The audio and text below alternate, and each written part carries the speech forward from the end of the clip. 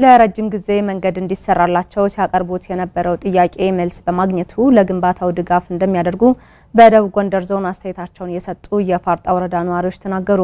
በወረዳ አስተዳደሩና በአካባቢው ማህበረሰብ ተሳትፎ የተጀመረ የ12 ኪሎ ሜትር የመንገድ ግንባታ በስራ ኃላፊዎች ተጎብኝቷል። መረጃውን የዞኑ የመንግስት ኮሙኒኬሽን ጉዳዮች መምሪያ አድርሶናል። ግዛቸው ያረጋል እንደሚከተል ያቀርበዋል።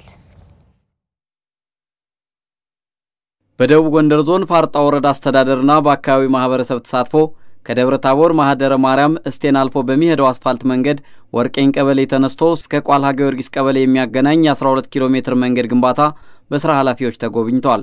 ከአካባቢው ነዋሪዎች መካከል መላከ ሰላም አብርሃም ጨመረና ብላታ ሞገስ ግርማ የቀበሌው ነዋሪዎች ለብዙ ዘመናት ሲጠየቅና ሲንከባለል የቆየው የመንገድ ጥያቄ ግንባታ በመጀመሩ የተሰማቸውን ደስታ ገልጸው ለግንባታው አስፈላጊውን ድጋፍ እናደርጋለን ብለዋል። እስካሁን ድረስ መልስ የሰጠ ማንንም አመራር የለም ነበር። በዚህ አመት ግን በፈጣሪ ቸርነትና በዞናችን ዋና አስተዳዳሪ በዞናችን የገጠር መንገድ የጽፈት ቤት ኃላፊ በወረዳችን አስተዳዳሪ በወረዳችን የገጠር መንገዱ ዲዛይን ወጥቶለት ከጥር 19 ጀምሮ አሁን እንደምታዩት ከደረሰበት ቦታ ላይ እርሻ ስራው እየተሰራ ነው ያለው። አይደለም ቦሊድ በሌላ በሽታ ከዚህ ተነስተን ከገና ቀበሌ ነው ሄደን እንደገና ወደ ደብረ ታቦር የምንሄደው ሳይደርስ በየመንገዱ የሚሞተው ሰው ይሄ ተቆጥሮ የሚባል አይቻልም። ከዚህ በኋላ ግን እኛም መንግስትም አግዞን ይሄ መንገድ ቋሚ ከሆነልን እንኳን የሰው ህይወት የእንስሳት ህይወት ይሞታል ይማላስብ። የፋርጣ ወረዳ ዋና አስተዳዳሪ ሙሉ አበጀ ማህበረሰቡን ተወላጆችንና በጎ አድራጊዎችን በማስተባበር የተጀመረው መንገድ እንዲጠናቀቅ እንሰራለን ብለዋል። ለአርሶ አደሩ የሚኖረው ጠቀሜታ ሰፊ ነው። ለከተማውም ህዝብ ወደ ገበያ ይገባል።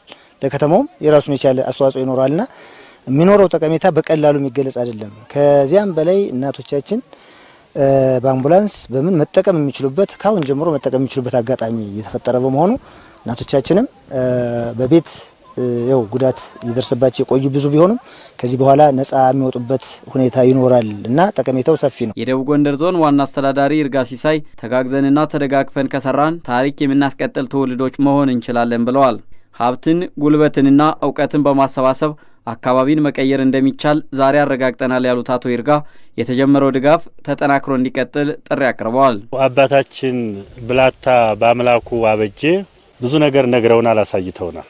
ከሳቸው ሁሉንም ነገር ተምረን እውነት ለመናገር አምሯችን ክፍት አድርገን ተምረን እምንቀጥል ከሆነ አካባቢን ለመቀየር አንቸገርም ማለት ነው። ተጋግዘን ተደጋግፈን በዚህ ልክ ከሰራን በትክክልም የህዝባችን ኩራት የህዝባችን አለኝታና ጠባቂ ታሪክ የምናስቀጥል ሰዎች ስለምንሆን ይሄን አስበን እንስራ።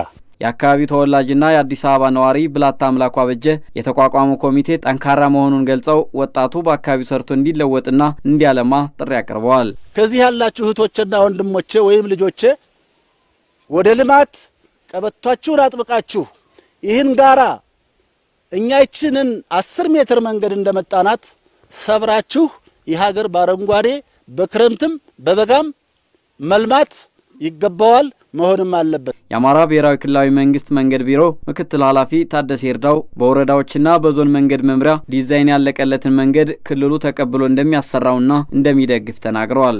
በዲዛይን የተሰራ መንገድ ደግሞ ክልሉ ይረከባል መጨረሻ ላይ። ምክንያቱም መጀመሪያ ዲዛይን ተይዞለታል እና አጀማመራችሁም አካሄዳችሁም ህጋዊ ሆኖና ለመንግስት አሰራር ምቹ ሁኔታ ፈጥራችሁን ሄዳችሁና ሁሉም ለኛም እንደ ክልል እናግዛለን። የግለሰቦች አካባቢን ለመቀየር በሚያደርጉት ፍላጎት ሁሉም አካባቢውን ወስዶ እንደዚህ መስራት ከቻለ ከዚህ ተምሮ ትልቅ ለውጥ እናመጣለን። የመንገዱ መሰራት ለአካባቢው ዳግም ልደት ነው ያሉት የደብረ ታቦር ከተማ ተቀዳሚ ምክትል ከንቲባ ደሳለኝ በላቸው የአካባቢውን ተወላጆች በማነሳሳትና በማስተባበር ሻማ የለኮሱትን ብላታ አምላኩ አበጀን አመስግነዋል። ይህን ያህል ሀብት መኖሩን ያወቁት አቶ ባምላኩ መተው ማታ እያስተማሩኝ ነው። አንድ አካባቢ መንገድ ተከፈተለት አለው ማለት በምጣኔ ሳይንስ 30% ኢኮኖሚው አደገ ማለት ነው። ስለዚህ ይሄ መሬት አሁን ዋጋው 30% ጨምሯል ያልኳችሁ ነው። ያላችሁ ድንች አንድ ኬሻው ድንች 30% ዋጋ ጨምሯል ማለት ነው።